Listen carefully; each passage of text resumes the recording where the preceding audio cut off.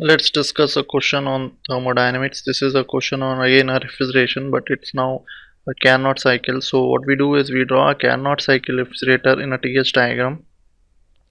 So this is how it looks like.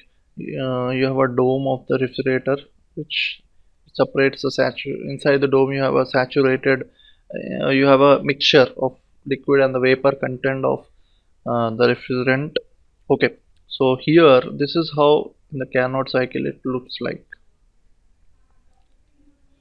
Okay, so let me start with 1 to 2 is a compressor, 2 to 3 is again condenser, 3 to 4 is constant enthalpy expansion, constant entropy expansion, 4 to 1 is the evaporator. Okay, what? So constant pressure, evaporator, heat addition. Okay, so this is the process. Now the refrigerant changes from saturated vapor to the saturated in condenser. That's what we have. It changes from saturated vapor to saturated liquid in condenser.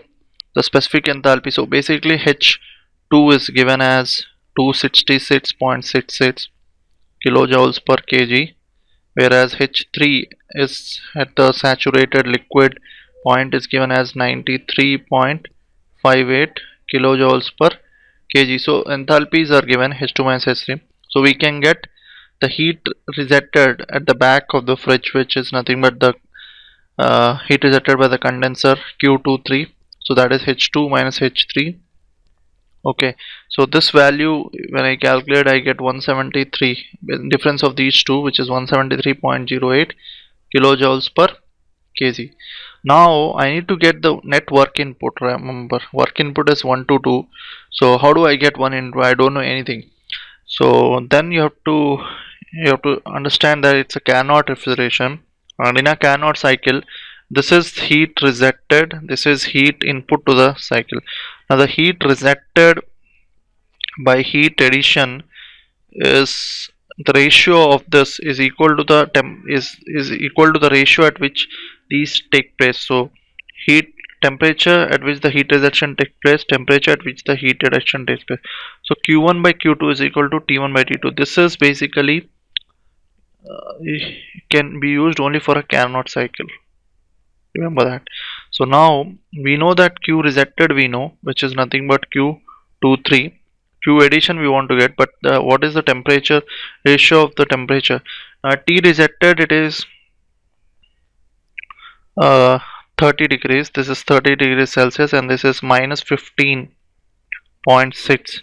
So heat addition if you want to get is nothing but Q resetted into T heat addition by temperature of addition by temperature of rejection.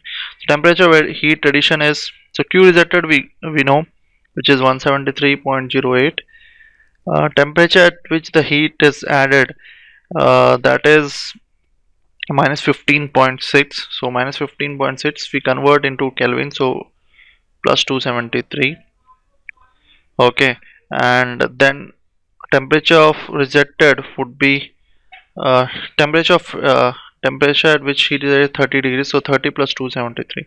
So once I take this ratio I get the heat that is added in the evaporator, which comes out to be 147.03 kilojoules per kg. So I know heat addition, I know. So work input, basically the net work input will be, work input in the compressor will be the heat added, heat resetted minus the heat added, because whatever is heat is added plus the work input is equal to the amount of heat resetted.